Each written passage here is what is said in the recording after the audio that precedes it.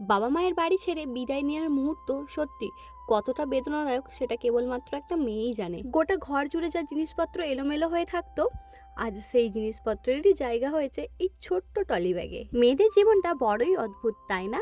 একটা বাড়িতে ছোট থেকে বড় হয়ে ওঠা, আর বড় হওয়ার পর সেই বাড়ি ছেড়েই চলে যেতে হয় অন্য একটা সংসারে। আবার সেই নতুন সংসারটাকে গড়ে তুলতে হয় নিজের মতো করে। বিদায় বেলা তো চলেই এসেছে, তাই দেখতেই পাচ্ছ এখানে কিন্তু একে একে সবাই বর আর কনেকে আশীর্বাদ করে নিচ্ছে।